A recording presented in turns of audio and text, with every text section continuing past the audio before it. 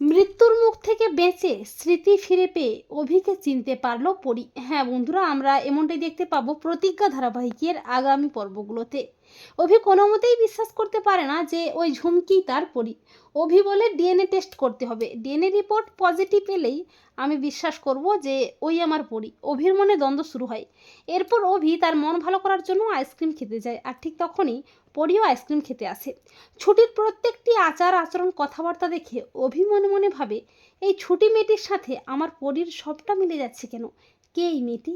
এরপর পরদিন পরী খাবার নিয়ে জেলে যায় তার আশ্রমের বাবাকে নিজের হাতে খাইয়ে দেওয়ার জন্য, কিন্তু পুলিশ পরীকে বের করে দেয়। পরী মাঝরাতে ছুটে যায় মন্দিরে, আর ঠিক তখনই কয়েকজন গুন্ডা পরীকে অ্যাটাক করে। পরী তাদের আচ্ছা করে রামধোলাই দেয় ঠিকই, কিন্তু শেষমেশ আর গুন্ডাদের সাথে পেরে ওঠে না পরী। গুন্ডারা পরীকে বেদম মারধর করে। শেষ মুহূর্তে অভি এসে গুন্ডাদের উদুম কেলানি দিয়ে পরীকে উদ্ধার করে।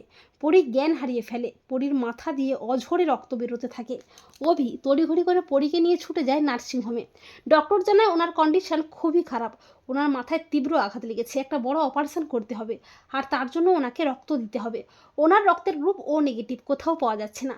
তখন অভি বলে, আমার রক্তের গ্রুপও তো ও নেগেটিভ, আর আমার পরীর রক্তের গ্রুপও তো ও নেগেটিভ, পরীর সাথে সবটা কেন মিলে যাচ্ছে ওই মেয়েটির সাথে। এরপর পরীর অপারেশন সাকসেসফুল হয়, আর অভি পরীকে রক্ত দিয়ে জীবন বাঁচায়। অভির ডাকে জ্ঞান ফিরে আসে পরীর, পরীর পুরনো স্মৃতি ফিরে আসে।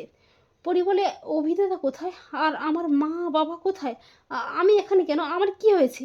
অভি বলে, তার মানে আমি ঠিক চিনেছি, ওই ছুটি আমার পরী। অভি পরীকে জড়িয়ে ধরে কাঁদতে কাঁদতে বলে, এই তো পরী, আমিই তোর অভি দাদা।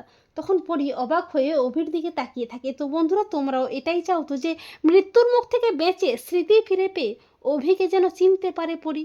কমেন্ট করে এক্ষুনি জানিয়ে দাও তোমাদের মতামতটি।